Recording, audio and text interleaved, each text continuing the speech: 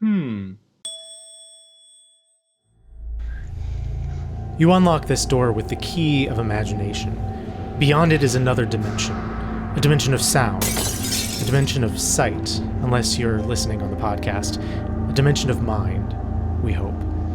You're moving into a land of both YouTube and Facebook, of pop culture and religion.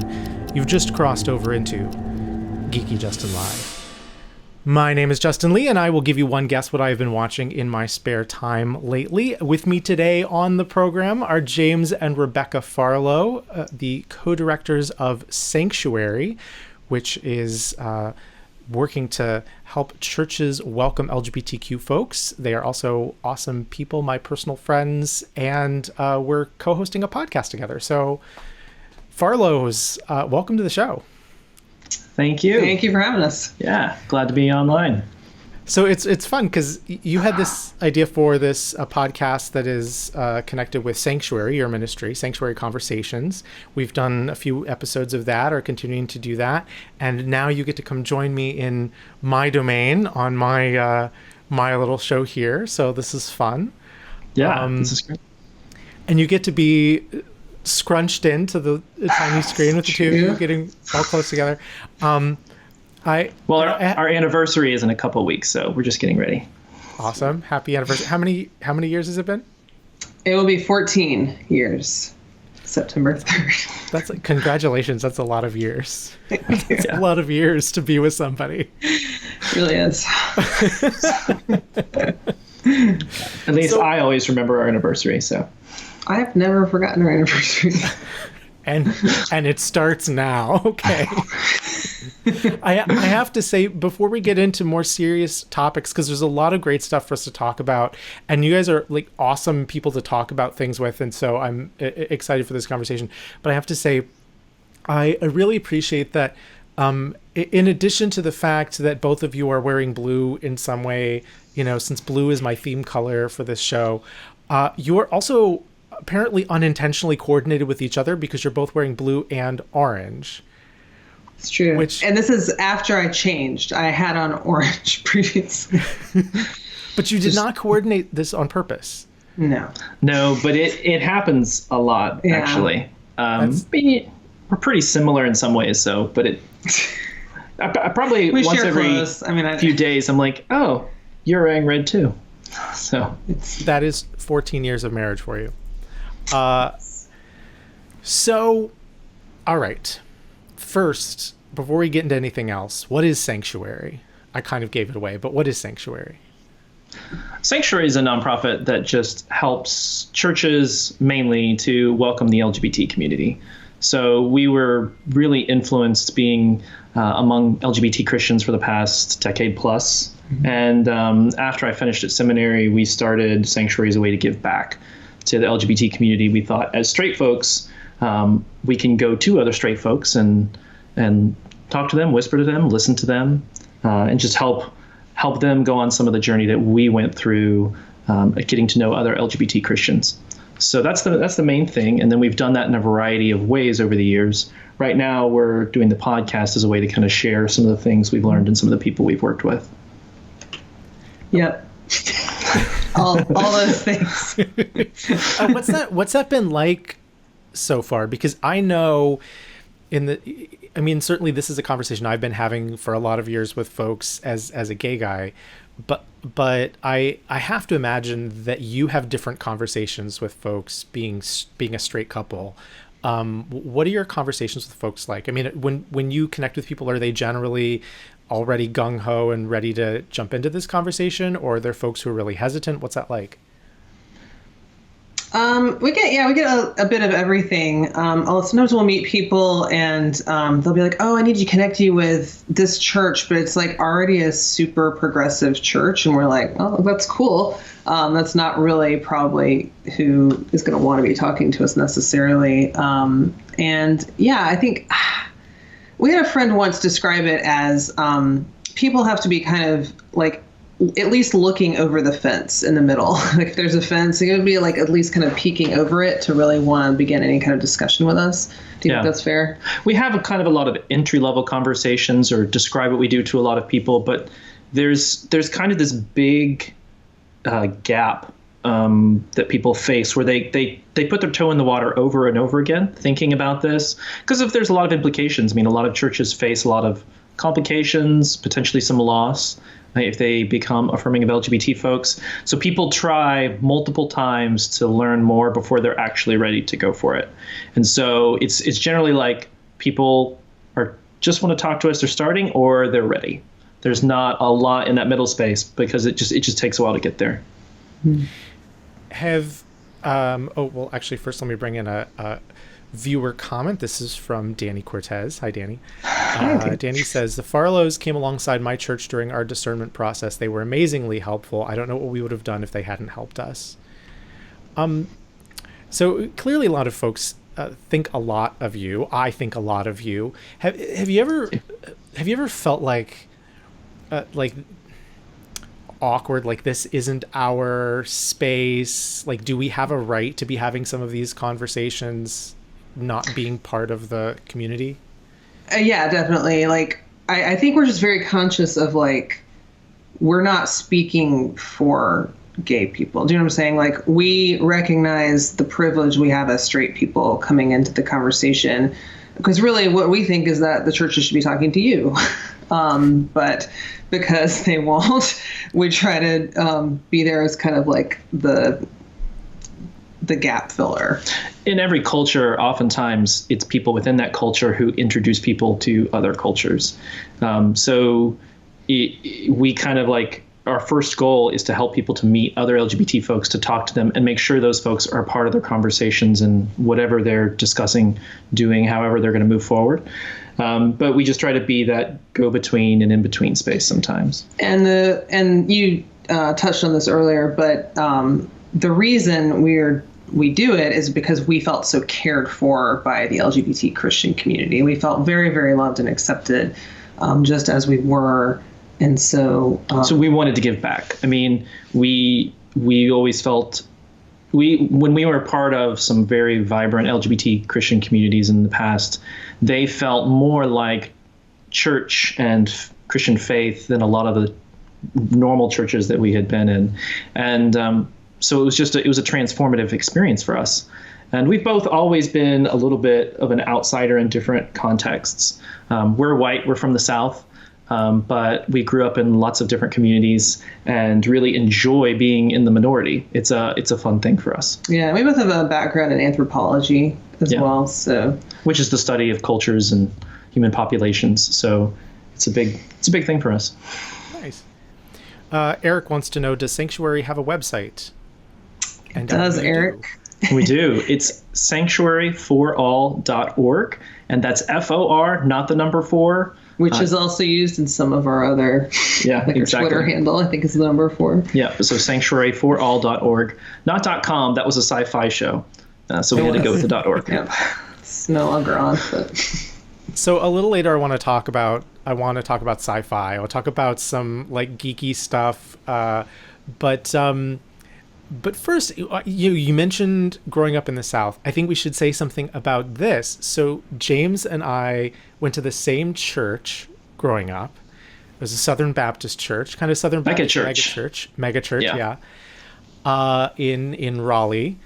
And we've had some interesting conversations about that experience of like how, because I felt like, James, that in that church growing up, there was a sense that like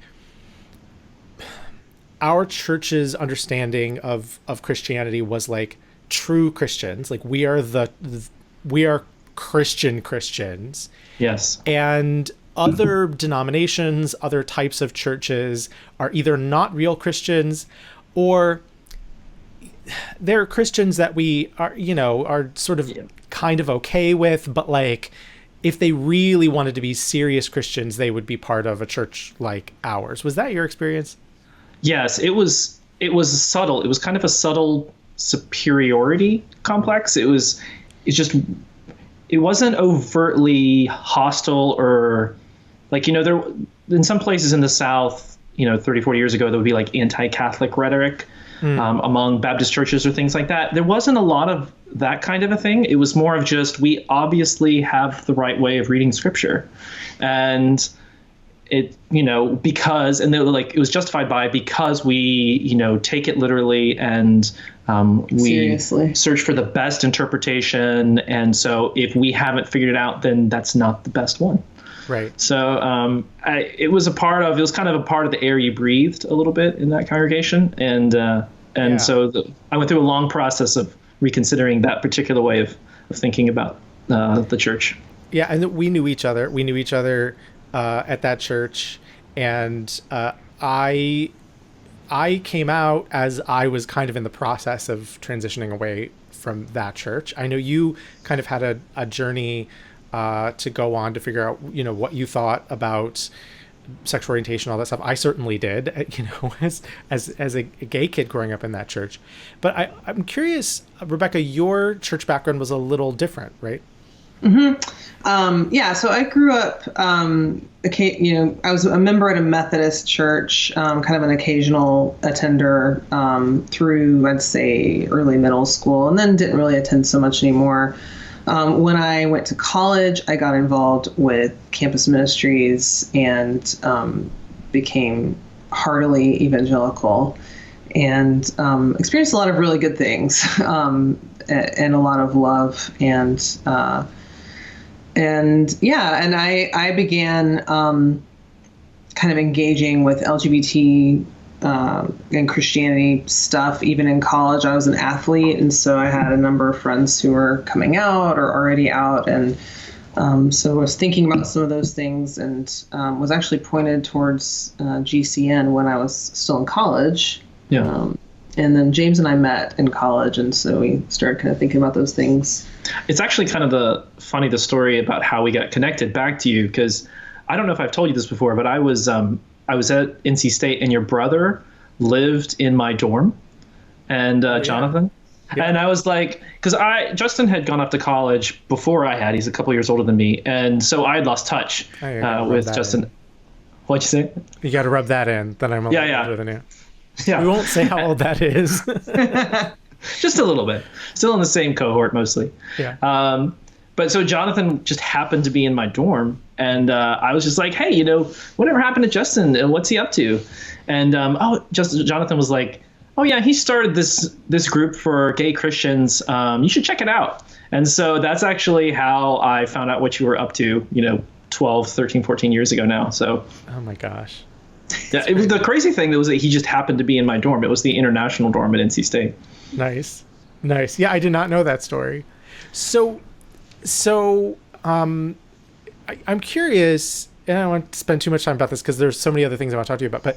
But James, with you kind of having grown up in that evangelical space, and Rebecca, you coming to that later in life, have there been times in these 14 years of marriage when you've approached an issue or something and had that moment of wow, our backgrounds did not prepare us in the same way for how to approach this or how to understand this or whatnot?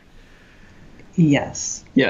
What do you have something specific? I'm not sure how much of this is background and how much is personality, but I don't know. Just a lot of times James will kind of be talking about some of these things that come up in all of these discussions, and I'll just be like, it just doesn't really matter to me, not in the same way at all.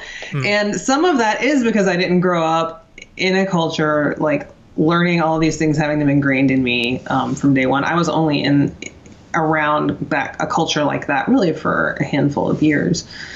But you grew up with Southern Baptist, and some theological ideas and an obsession over theological ideas can kind of get burned into you a little bit. And so then if I'm like, don't you understand what this means for the concept of original sin? Rebecca's who cares? It's just not where I'm someone that's personality too. I mean, I really love philosophy and theology, and Rebecca is not as interested in the archaic discussions about those things. Well, I think this is important because like there's so much when we talk about the church's approach to things or Christians' views on things, we're not a monolith. And we grew up with very different ideas of what it even means to be part of a church, what it means to be Christians, what our relationship is with the Bible. There's language that I grew up with that I did not know until I started doing ministry was like very evangelical language because I just always learned it as Christian language. And I remember it was actually after I was, running this nonprofit and had all of these Christians I started attracting, originally like our focus was like evangelicals and Catholics really was kind of, those were the folks who were drawn to that work first, the work that I was doing. I mean, and then we started getting folks coming in from like mainline backgrounds and stuff. And I had to learn that like some of the language that I had always thought everybody uses this term, everybody uses, everybody approaches this in this way. It's like, no, that is unique to you. And some of them, the same thing, like they'd grown up with a particular tradition and just, thought, oh, this is not a controversial view for Christians. And they would express something and it's like, oh no, that is very controversial with some of us, Well, and we've worked in churches our entire adult life. And so we went from Southern Baptist, but we've been a part of so many different denominations. I really resonate with what you say. Like we've been a part of Vineyard churches, Presbyterian Church USA. We're now Church of God Indiana, Disciple of Nazarene. Christ. I mean, it runs the list. And you notice this a lot in terms of mainline because you work at a mainline church now. I'm currently working at a mainline church. It's a Christian Church, Disciples of Christ. And it's just more and more, and we've actually been, I'd say, in mainline churches more, in the past 5 to 6, 7 years. Yeah. But the stark differences between philosophy and culture and just real understanding of either, and again, I really hate to always place everything in a either or category, but I think there's a lot of communication and like there's a lot missing in communication between those groups and a lot of assumptions on both sides as well that get in the way of people finding a lot of commonality. Yeah. So JC writes, I asked where the holy water was when I walked into an evangelical free church for the first time. Yeah, so that's an example right there of,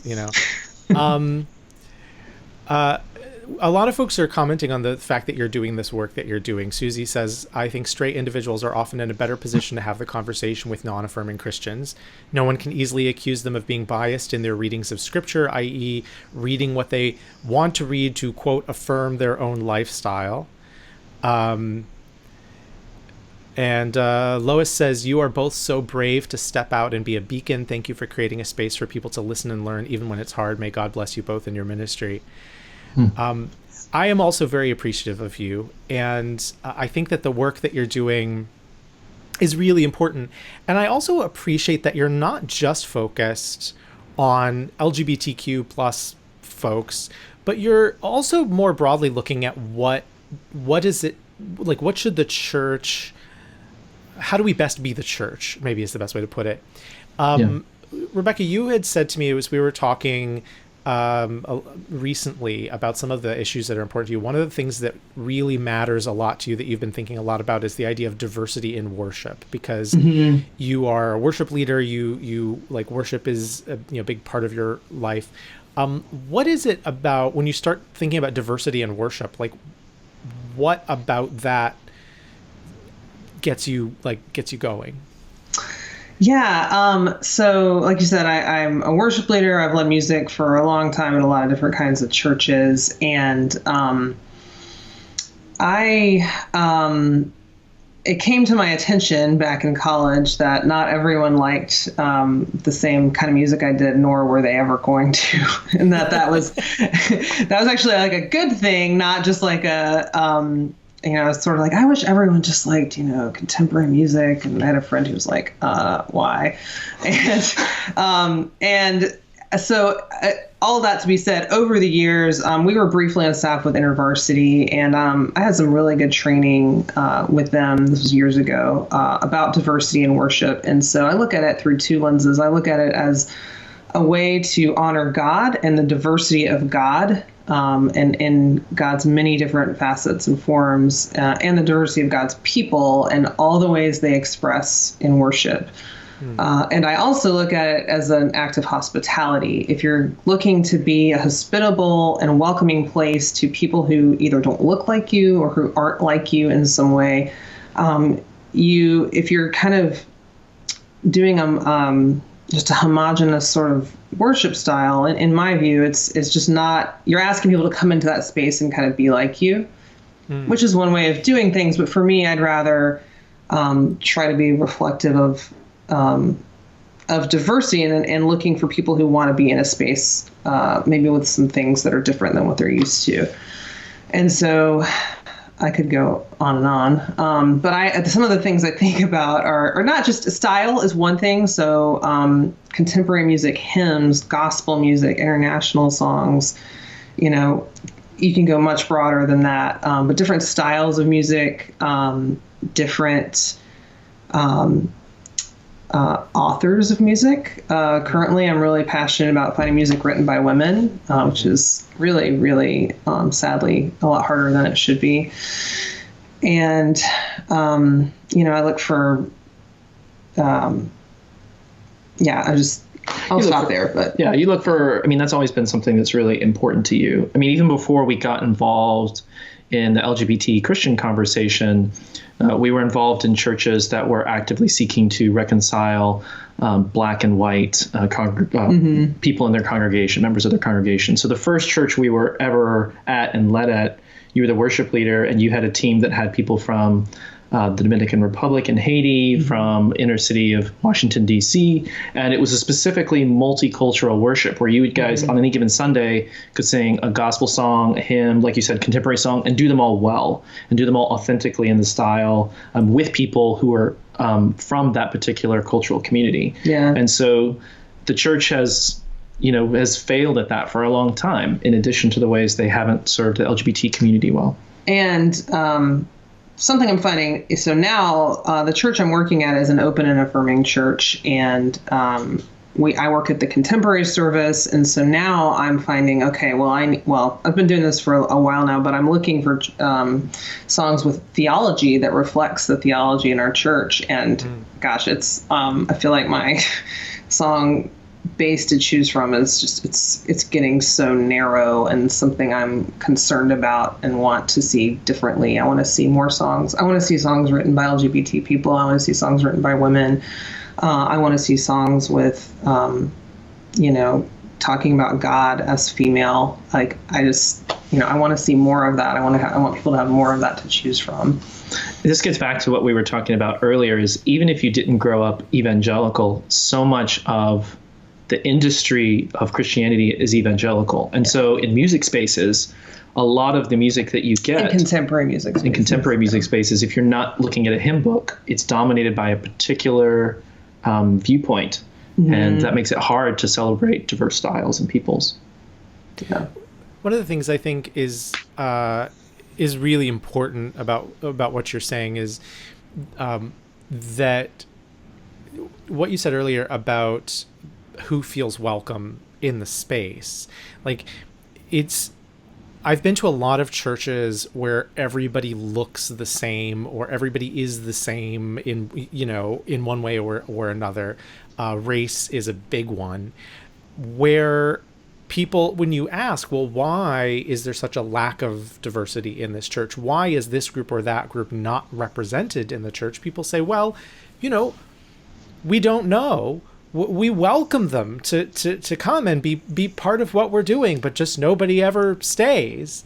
But we're not doing anything to make them feel unwelcome. They just don't, And worship is one of those things where worship, it's not just music. It's not just honoring God. It is those things.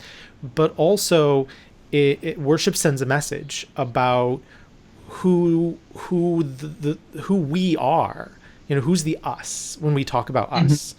And very often, worship or things like worship can unintentionally send a message to folks that they are not valued or not wanted in the church. And so to have that conversation and about worship, diversity in worship, not only in terms of who's on stage, who's performing, but who's choosing the music, who's leading the music, who's writing the music, what kind of music, what kind of worship style, what the content of it is, like all of that sends a message. Yeah, and actually I'll give a plug for there's a video I really like to use when I talk about this. If you can find it on the website, The Work of the People, and it's called My Neighbor's Music. It's featuring Richard Twiss, who was a Native American author and speaker, and he says this like really, really well about like why, when we all have our own preference, why would you ever want to step outside of that? Yeah. So let's talk about geeky stuff for a second. James, you said it's a good place to start. You said that you have been doing some thinking about science fiction and prophecy, which, when you said that, struck me as an odd combination. And then I thought about it some, and I was like, no, I think I get this. I think I see where he's going. What is that? What have you been thinking about with regard to science fiction and prophecy? Well, prophecy, we often think of it as just like, telling your fortune or like what's going to happen. But really what it is it's giving a message to somebody, revealing things that maybe they don't understand or are wrong in a culture. So a prophetic voice in a culture would be to call the culture to account. Science fiction really got started in the mid and early 20th century as a way to deal with these changes that were deeply affecting society, like the idea of people going into outer space, people being able to travel at high speeds on trains and cars and planes, and projecting out what would that look like? What is affecting our culture and perhaps damaging our culture in ways that we don't understand. And so, like the prophets, the early science fiction authors were not well received and they didn't have a wide audience. But now we're at this point in we're 2019, we're starting to see these things change our culture. And if you go back and read some of these authors, you can see them foreshadow it. You can see them, and they deal with the moral implications. For instance, like social media. Orson Scott Card is a science fiction author. He wrote Ender's Game, which has won many, many awards. It's part of the sci-fi canon. It was made into a mediocre movie with Harrison Ford. But it's a classic book. And actually, some of it was so good that military strategists actually used some of the ideas in it to train people. It was so revolutionary. But one of the things he talks about in that book is message boards. And he wrote this in like the 70s or 80s. Basically, he foresaw that as the internet, what would become the internet, grew, people would be able to write these online diatribes and sway public opinion.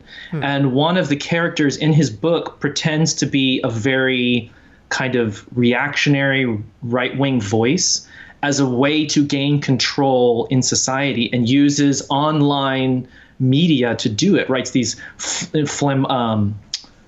really controversial and inflammatory columns online. And so, this was written well before anything like what we have today on the internet, but he foresaw that.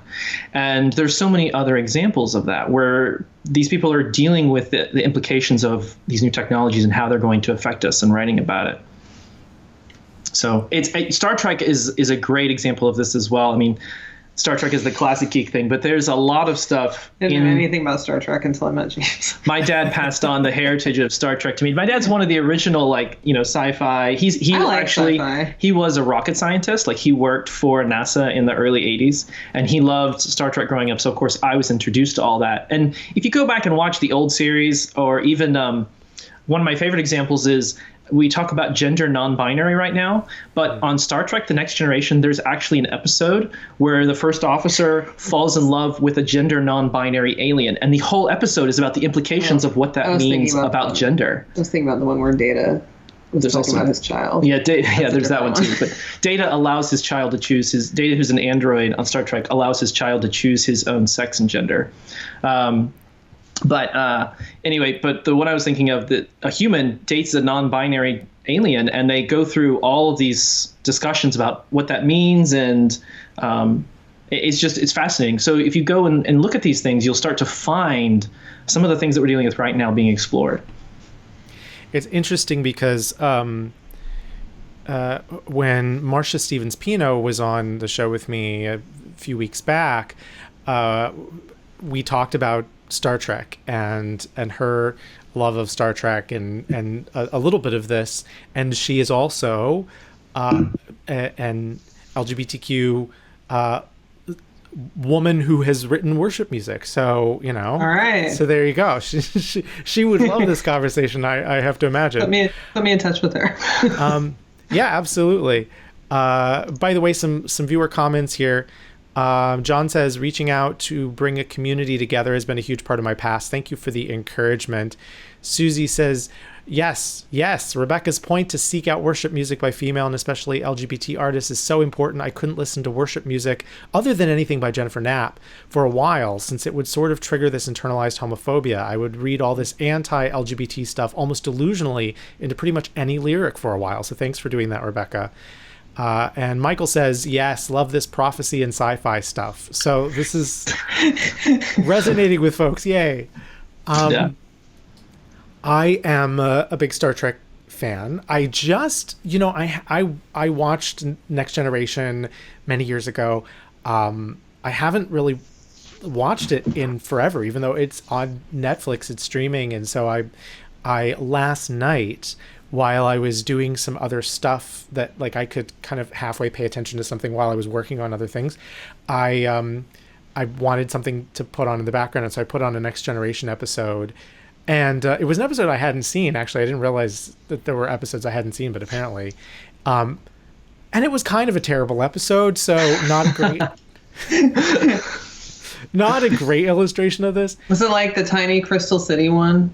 For a while, I felt like they were all that way. It was not that one.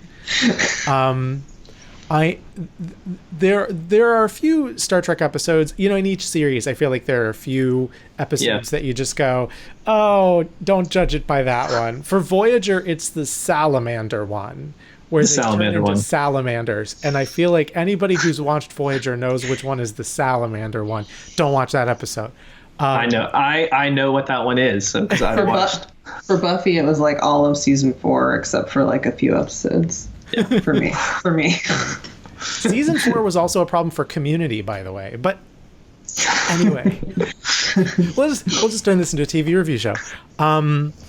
But even the episode that I watched, which is not a great episode, there was this conversation about what it takes to broker peace between warring groups. And I was thinking, even though I thought that some aspects of the episode were less than stellar, these are conversations that sci-fi, to your point, James, enables us to really explore, sometimes putting something in a different context, so that we're not talking about Republicans and Democrats. We're not talking about conservative evangelicals and liberal queer activists, or we're talking about this green-skinned race of people and this purple-skinned race of people, not people, humanoids, aliens on this other planet.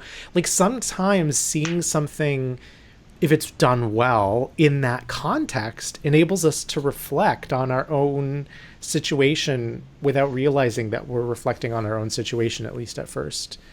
Yeah, that the gender non-binary episode I mentioned, this was in 1991 or 92, and it wasn't something that was even remarked upon, because it was under the guise of this hypothetical situation where there's this other race and they're all gender non-binary. They all have both, basically. And it was it was funny because on the series, that race looks on humans as backward for still being gendered, and actually like wouldn't allow or forbid people from taking on gender. So it just was exploring these things. And again, because it was sci-fi and because it was, different and of course not as many, it wasn't in the cultural mainstream.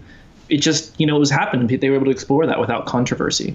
Yeah, there was a lot of discussion in the various Star Trek series of gender and exploration of different approaches to gender, and it is interesting in the same way that the original series is famous for having what I think was the first interracial kiss on television, which the plot required some.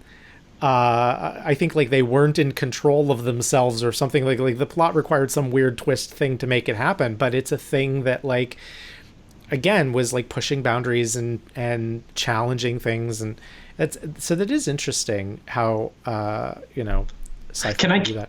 Yeah. Can I give one more Star Trek example that I think people would enjoy checking out is there's another Star Trek series, Deep Space Nine. There's 15,000 Star Trek series.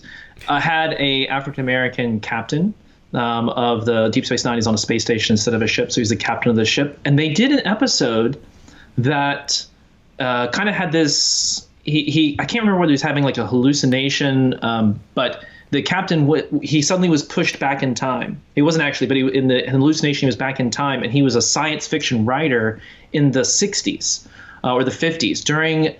When the United States was segregated, and it explored in very, very powerful, realistic detail and knowledge of what Black lives were actually like in the 50s, what his life would have been like as an aspiring science fiction writer and the oppression he faced and things that were happening on the street. And, the 90s were a time where we all, culture had kind of agreed that racism was bad, but we hadn't really reckoned with a lot of the lessons of segregation in a serious way. So unfortunately, there's been the rise of some things like white supremacy in the past few years, but there's also been a serious reckoning of what life was like during segregation and how that's affected Black people today. And you go back into Star Trek in the 90s and you see this episode that deals with it in a way that most other shows in that time wouldn't have touched. Yeah. So Michael is loving all this Star Trek talk. LOL heart emoji. Rob says me as well. Sarah, referencing my earlier comment about the TV show Community, says I'm watching Community through for the first time in season 4 is a struggle. And I know it is. So if you don't know, Dan Harmon, who was the showrunner and the creator of the show for the first 3 seasons, was fired. Season 4 was without Dan Harmon and is widely agreed to be the worst season. Dan Harmon came back for season 5. The show got canceled and then it got renewed on Yahoo Screen, which was a thing for a little while, and got a 6th season, also with Dan Harmon at the helm. So generally the reviews of seasons 5 and 6 of Community are good. 4, not so much. But the first 3 seasons are still the best, I think. So, We have not partaken in the Community tribe. You should, but it's not sci-fi, so it's not relevant to this conversation. It's just stop talking about it right now. Let's talk about first let's talk about pineapple on pizza, because somebody wanted to know if I can find it. Kenneth wanted to know, pineapple plus pizza, yes or no? This is a reference to a question that frequently comes up on this show. The controversy, the most controversial thing we talk about on the show is pineapple on pizza. Are you on the same team with regard to pineapple on pizza? How do you feel about pineapple on pizza? I'm going to say sometimes, I'll eat it. I'm actually kind of the same way. I will eat it, but I'm kind of... We don't generally order it. Yeah, I would never, ever order pineapple on pizza. If somebody has ham and pineapple pizza. If I'm hungry and I have to eat something... But James also doesn't like peanut butter, so, Yeah. I like peanut butter and Kit Kats. I'm afraid I'm losing this connection. I'm just going to... Can I just say that Kit Kats don't have peanut butter in them, right? I think they have processed peanut butter. He thinks Kit Kats have peanut butter in them. They do have I don't peanut think butter. so. It's processed peanut butter. Everyone, maybe I'm write wrong. in and tell him that that's not true, because he's been saying it forever. I will eat peanut butter in some forms of chocolate. You like candy. Reese's cups. Sometimes. I don't believe there's peanut butter in Kit Kats. However, Kit Kats, fun fact, if you go to Japan, Kit Kats come in like a gazillion flavors. They're hugely popular in Japan. So there are lots of Kit Kat flavors that Japan gets that we don't get in the US. So how unfortunate. Yeah, my roommates and I have been sampling this Japan treat boxes. Every month they send you a bunch of Japanese snacks. And one month we got, or not every month you get a box. And so one month we got, they were cherry blossom Kit Kats, but because there's so many cherry blossom Kit Kats, so many different flavors, they were like a particular variety. It was like sake flavored, cherry blossom flavored Kit Kats. Wow. So wow. That's intense. Did it actually have sake in it? Or peanut butter? I don't think so, and I don't think there was any peanut butter now. So, okay, and Sarah says green tea Kit Kats are so good. They absolutely are. I agree. Okay, let's talk about podcasting. You all and I are doing a podcast together now, where we are not talking about Kit Kats and stuff, at least not usually. We are talking about the church and the work that Sanctuary does, and having conversations with folks about sort of the various processes that churches go through as they welcome LGBTQ folks and work through some of these questions. It's a fairly new thing. What's that process been like for you in terms of the process of creating the podcast? Well, I'm in charge of a lot of the engineering side of the podcast. Uh-huh. And so for me, it's just been it's a lot of learning and a lot of time. So I'm a perfectionist, and I like things to be really cool and good and nice and ordered. You're looking at me like I don't like things to be good. You do. But Rebecca has like this ability to say, you know what? This is the simplest and easiest way to get this done and do it well. Whereas I imagine 15 the most extravagant, elaborate way to create something. And so I wish I could turn our camera and show you what this room looks like. So like I way over designed our interview space tonight, for instance, using some of the lighting equipment I had. You look lovely. Thank you. You look lovely. And folks who are listening on the podcast, you're missing out. They just look beautiful. And so with the podcast, it's about, how to get something done and do it so it comes out on a regular basis and is both good, but not. I could just sit there and edit and edit and edit and edit. Right. And he does. And I do to a certain degree, but I'm getting better at being faster and getting it done. I think we've had a different audio setup almost every time. Yeah. Yeah. I think so. As somebody who's doing this long distance with you, I think that's true, that there's been a different audio setup every time. Yeah. So I'm learning about that, but it's been. Justin was like, well, I just keep everything in this drawer right here. And then I was like, that's a great idea. I'm like, why can't we do that? I've started to do that. But it's something that you learn, like, as you do stuff, like doing this live show. It's taken, like, as I've done it more, I've gotten things more streamlined, but also just as I've done videos and podcasts and things over the years, like I'm always learning and learning like how to keep the energy up and like what works and what doesn't. And sometimes you try something and people love it, and sometimes you try something and people hate it.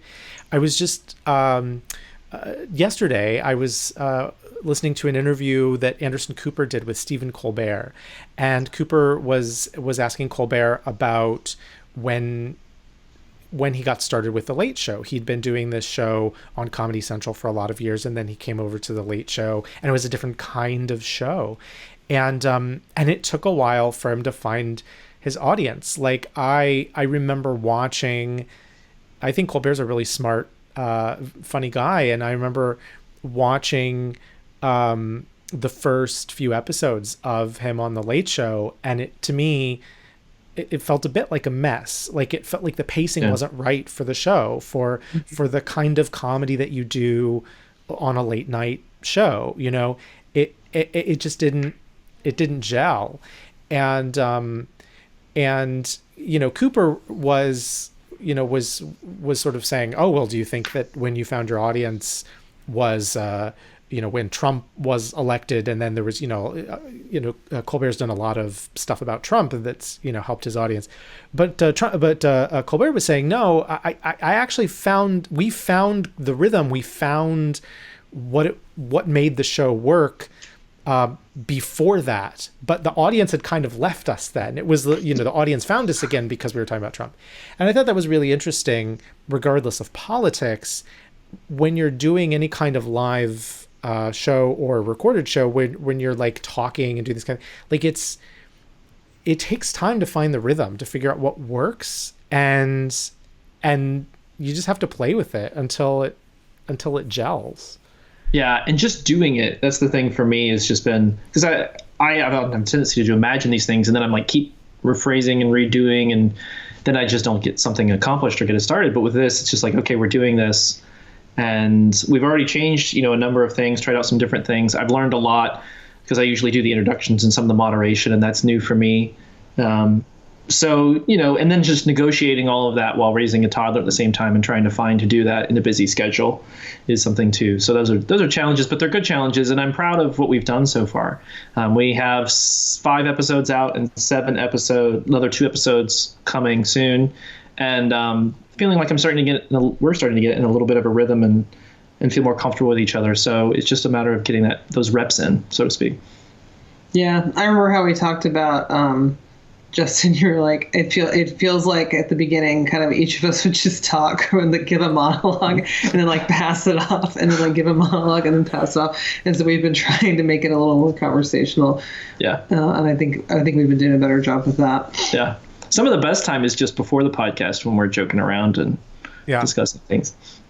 I think also comfort level has something to do with that, because I know, like, I feel like whenever I start doing something new, I feel very, like, the very first time I did a podcast, like, I felt very robotic, like sometimes like you do it and it's like, welcome to the podcast that I am doing, and like it takes time before you can relax enough that you can just be like, hey, what's up? How's it going? Yeah. Mm-hmm. Yeah. So I'm enjoying doing this with you. For folks who want to listen to the Sanctuary Conversations podcast, where do they find that? So you can find it on iTunes. Mm-hmm. It's on iTunes, Stitcher, Spotify, Google Play. You can find links to most of those on our website, or just go to. If you just search Sanctuary Conversations on one of those platforms, you'll find it, and it's pretty easy to recognize because it's a white background and then just three like little talk bubbles in the middle. Symbolizes people from different perspectives talking together. So you'll see it. David says, I'm at a city meeting right now, but please support Sanctuary. They're the real deal. Oh, thanks. And Lisa wants you to know that Hershey's Kit Kat crisp wafers in chocolate contain sugar, wheat flour, cocoa butter, non-fat milk, chocolate, refined palm kernel oil, lactose, milk fat, and 2% or less of soy lecithin, PGPR, yeast, artificial flavor, salt, and sodium bicarbonate. Apparently no peanut butter. Right now. No peanut butter. That is, thank you for that, Lisa. We've officially established. There's really no excuse for me not to know that, because I have been to the town of Hershey, Pennsylvania, and seen the plant, and so I should have a better knowledge of their products. You should. And before you go on the airwaves talking smack about Kit Kats, you should know what you're talking about. Yes, I neglected to prepare for that part of this conversation. You are forgiven for now. Do you have any holy water to brush on me? I say... Keep brushing. I was gonna do a joke about, saying Hail Marys and stuff, and then I was like, no, I feel like I'm not Catholic, so I'm not allowed to make that joke. So if somebody's Catholic, they can make that joke, but I will not. Okay, we have a few minutes left. I want to talk about, so many things. you all have a kid. We do. Just wanted to put that out there. This is maybe not a fair question, but what is it like raising a kid in this time of polarization and, I would argue, crisis for the church? Like, I really feel like at least the American church is really struggling because the church is polarized along with the culture. And although individual congregations and in some cases individual denominations are handling it all right, as a church at large, I don't feel like we're doing a great job with all of the scandals and all of the different things happening. So I feel like it's a rough time to be a Christian in America. And I've often thought about like what that must be like for parents who are raising children in this world. Do you think about this kind of stuff? We just keep her away from the church. I'm just kidding. So Micah is our daughter. She's only 3, so we definitely think a lot about all this stuff all the time. But she's so young that in terms of like church stuff, as of yet, it hasn't become something. I mean, we mainly focus on how much screen time she has and keeping her from not having very much screen time per day, because that's kind of the way that we feel like you get her off a little bit. Mm-hmm. And then, we do things like pray together at the dinner table. We pray together at night. She actually really likes it. Even though she's 3, she'll ask us, she'll be like, yeah, will you pray for me? Mm-hmm. Which is really cute. And I'll say amen, and she'll be like, that's not the end. She wants us to keep praying. Okay. But so it's something I think more about for the future. It's something I think about a lot. The main thing that I really focus on is surrounding her with love from us and her family, and being around lots of different kinds of people. Because that's one thing I learned from my family, from my immediate family, but especially also from my grandfather. He really made all the kids in the family feel loved in really special ways. And he had this way of making you feel like you were the center of the room. Mm-hmm. And he never really talked much about faith, even though he was a Methodist and was a Methodist his entire life and always went to church and was always involved in church. But I learned so much about what it means to be a Christian just from his example.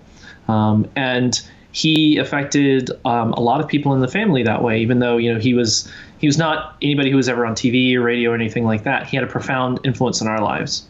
So when I think about our daughter, there is a lot of toxicity in the church right now. And it's something that I worry about for the future, but I also just want to make sure she's surrounded with love, and that when she encounters faith through other people, that's the first thing she experiences. So that's going to be my number one priority when I think about what church she goes to, is less the specific theological ideas or something like that. It's just like, will she feel loved and valued as an individual and as a person, and will she have opportunities to share that with others as well? Yeah, and we do bring her to the church I work at sometimes, but our service is at 9, and she's not an early bird in the morning. So sometimes we don't. Well, we live half an hour away from the church, so yeah. So we take. But so that's just the way I think about it. I don't know. Do you have any? Yeah, I just, I want her to be happy. I want her to feel loved. I want her to be able to think for herself and develop her own ideas. But we will introduce her to, a radically inclusive faith is my hope and our intent. So, and making sure, I know that, I grew up in a conservative church that didn't value the contributions of women the way I would have liked it to. And that's something that's so important for both of us, is that she is a part of a church community that sees women as fully equal and really does not, seeks to hear and appreciate the voices of women and the contributions of women in ministry. So whether or not she ever does anything with ministry, she will see that as something that's important. Can I just put in a plug for an upcoming Sanctuary Conversations episode that we have recorded but is not, I don't think, available yet, where Rebecca got to really go off in a fabulous way on the current state of the church for women in many areas, and I thought it was fantastic, and I hope that survives to the final version of the podcast unedited, James, because it was great. And so if you haven't listened to the podcast yet, you have to listen now so that you can catch that conversation, because it was really good, and I want to talk more about that. In fact, I intentionally didn't ask you about that, even though I really want to talk more about it tonight, because I didn't want to steal the thunder from that episode coming up. But it's really good. Thank you. So. It should be out not this That'll week, be but next week. episode 7. It'll be episode 7. Okay, awesome. There's so much of this to talk about, and I'm so grateful to you all for doing this work.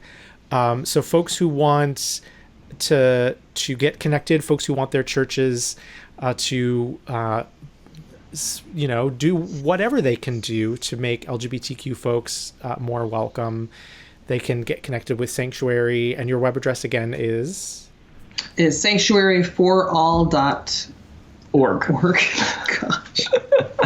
Well, you got me at the beginning. You were like, it's .org, not . I couldn't remember which. Right. Sanctuary. It's not .com, and it's not the number 4. So then now people are going to be doing the number 4. But Sanctuary. I made our website too. It's like I really shouldn't have. Sanctuary FORALL.org. .org. That's right. And then Sanctuary Conversations is the podcast. That's right. And the Farlows, Rebecca and James Farlow, you're awesome. Thank you. So glad to be on here. Wish we could see all of you guys out there, but send us an email or listen to us on the podcast. Thanks for having us. And thanks everybody for watching this week. Thank you especially to my Patreon patrons, and most especially to my gold patrons, Bruce, Carol, John, Larry, Liz, Tom, and Terry, for making this possible. Remember, you can catch this show on my YouTube channel at youtube.com/GeekyJustin. You can catch it live at facebook.com/GeekyJustin on Monday nights. And you can catch the podcast by searching Geeky Justin Live in your podcast software. So you can listen to 2 podcasts. Thanks for listening, watching, and whatnot. And be excellent to each other. And don't forget the nuance. Good night. Good night.